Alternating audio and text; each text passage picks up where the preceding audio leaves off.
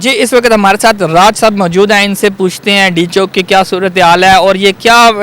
ہونے جا رہا ہے آگے۔ جی راج بھی کیا کہتے ہیں آپ کو؟ ایک تو کنٹینر لگائے گئے ہیں، دوسرا اس کے اوپر گرین سکرین بھی لگائی گئی ہے، اس حوالے سے کیا کہیں گے؟ ہاں جی بالکل، جو ڈی چوک ہے یہ احتجاج کا مرکز بھی کہا جاتا ہے۔ سب سے پہلے تو جو فیض آباد ہے، فیض آباد اور فیض آباد کے بعد جو ڈی چوک ہے، یہ دو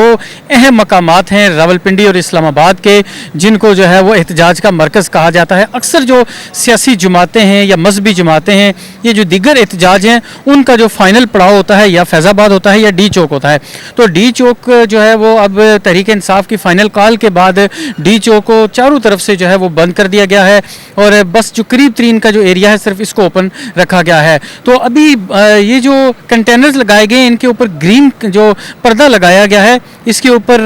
کافی طنز و مزاح بھی کیا گیا، اور اس کے بعد جو ہے وہ یہ کہا جا رہا ہے کہ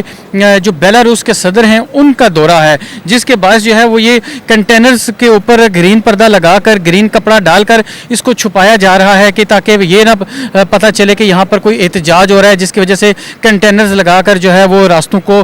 بند کیا جا رہا ہے۔ تو یہ اس کی وجہ سے جو ہے وہ گرین کپڑا اوپر ڈالا گیا ہے۔ اچھا آپ کیا سمجھتے ہیں کہ کیا پی ٹی آئی کو یہاں تک پہنچنے دیا جائے گا، یا وہ جو لاسٹ ٹائم ہوا تھا راستے سے ہی واپس چلے گئے تھے، تو آپ کیا سمجھتے ہیں کہ وہ یہاں تک پہنچ سکیں گے؟ اگر پاکستان کی آپ تاریخ کا مطالعہ کریں، جو سیاسی جماعتیں ہیں ان میں ایم کیو ایم جو ہے وہ ایک مضبوط جماعت رہی ہے احتجاج کے حوالے سے۔ اس کے بعد جو پاکستان عوامی تحریک ہے، ٹھیک ہے، وہ بھی احتجاج کے حوالے سے جو ہے وہ بہت اہم ان کا رول رہا ہے کہ اگر وہ احتجاج کا اعلان کرتے تھے تو وہ کر کے دکھاتے تھے، وہ اگر بیٹھتے تھے تو وہ بیٹھ کر دکھاتے تھے۔ اس کے بعد اگر دیکھا جائے تو تحریک انصاف جو ہے وہ اس وقت سب سے اہم کردار ہے ان کا احتجاج کے حوالے سے۔ جو ایک دھرنا تھا،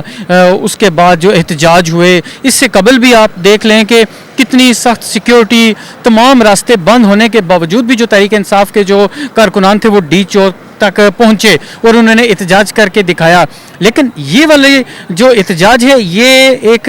اہمیت کا حامل ہے۔ اس کی وجہ یہ ہے کہ اس میں جو ہے وہ عمران خان نے کہا کہ میں نے خود کال دی ہے اور فائنل کال ہے، اس میں سب نے آنا ہے۔ تو اس کے پیش نظر جو ہے وہ جو تیاریاں ہیں گورنمنٹ کی طرف سے وہ بتا رہی ہیں کہ کچھ ہونے جا رہا ہے، کہ وہ احتجاج رکنے والا نہیں ہے۔ مختلف ایریوں سے قافلے بھی نکل چکے ہیں، اور تقریباً جو ہے وہ اس وقت راولپنڈی اسلام آباد کے جتنے بھی ایریے ہیں ان کو سیل کر دیا گیا ہے، کشمیر کے ایریے کو سیل کیا گیا ہے، اس کے بعد اپنا کے پی کے کو پنجاب سے ملانے والا جو راستے ہیں ان کو سیل کیا گیا ہے، اسی طرح دیگر جو ہے وہ صوبے ہیں ان کے بھی راستوں کو سیل کیا گیا ہے، اور اس وقت تقریباً 35,000 کے قریب جو ہے وہ پولیس اہلکار الرٹ ہیں۔ اچھا جیسے کہ آپ نے بھی بتایا، اور ویسے بھی عمران خان کی طرف سے یہ فائنل کال انہوں نے کہا جی کہ جو دھرنے میں یا جو اس احتجاج میں شریک ہوگا وہ پارٹی میں رہے گا، جو شریک نہیں ہوگا وہ پارٹی میں نہیں رہے گا۔ تو اگر یہ احتجاج کامیاب ہو جاتا ہے تو پھر پی ٹی آئی کی بقا ہے، اور اگر یہ کامیاب نہیں ہوتا تو کیا آپ سمجھتے ہیں کہ پی ٹی آئی ختم ہو جائے گی پھر یہاں سے؟ دیکھیں، اگر آپ پی ٹی آئی کی بقا کی بات کر رہے ہیں تو پی ٹی آئی ابھی تک ہے اور پی ٹی آئی رہے گی۔ اس کی وجہ یہ ہے کہ جتنے بھی پی ٹی آئی کے اوپر الزامات لگائے گئے تھے، اگر آپ ان کو دیکھا جائے تو اس وقت عمران خان سے تقریباً ایک جو 190 ملین جو ہے پاؤنڈ کا جو کیس ہے، اس کے علاوہ تقریباً کیسز ختم ہو چکے ہیں، اور رہائی کا بھی حکم ہوا تھا، جس کی وجہ سے انہوں نے ایک اور کیس جو ڈال کے تو گرفتاری۔ ہاں جی بالکل۔ تو اس کے ساتھ ساتھ اگر آپ دیکھا جائے تو جیسے اپنا پی ٹی آئی کی حکومت تھی تو جو پی ڈی ایم تھی انہوں نے کہا تھا کہ یہ مہنگائی بڑھا دی اور ہم آتے ساتھ ہی جو ہے وہ اس کو فوراً کم کر دیں گے اور ہم سہولیات دیں گے۔ وہاں سے جو ہے وہ عمران خان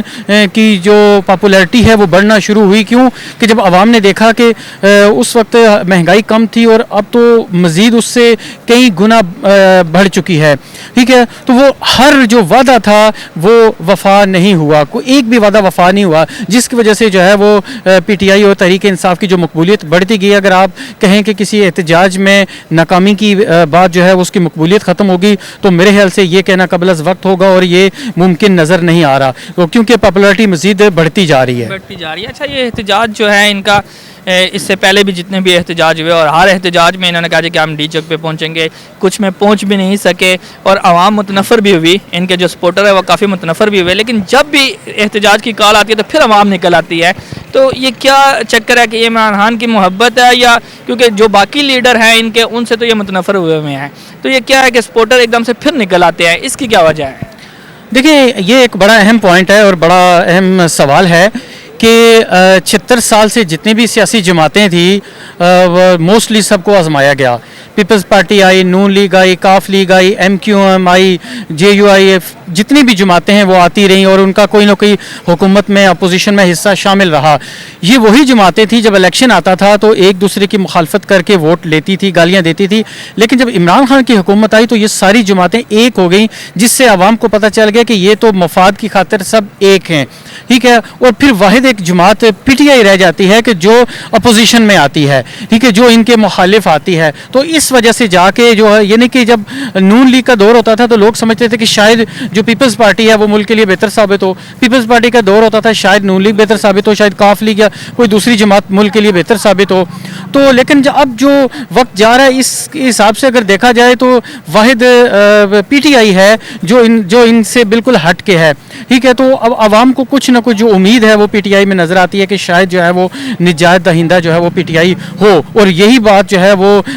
ووٹرز کو، سپورٹرز کو جو ہے وہ نکلنے پر مجبور کر دیتی ہے. بہت شکریہ جی راج بھائی، آپ کا بہت شکریہ. یہ تھے جی راج صاحب جو بڑی تفصیل سے گفتگو کر رہے تھے اور پی ٹی آئی کے احتجاج کے حوالے سے مکمل بریف کیا انہوں نے بتایا. تو دیکھتے ہیں ابھی کوئی اور ہمارے جرنلسٹ بھائی موجود ہیں تو ان سے بھی گفتگو کرتے ہیں اور آپ کو ساتھ ساتھ دکھاتے ہیں. بہت شکریہ.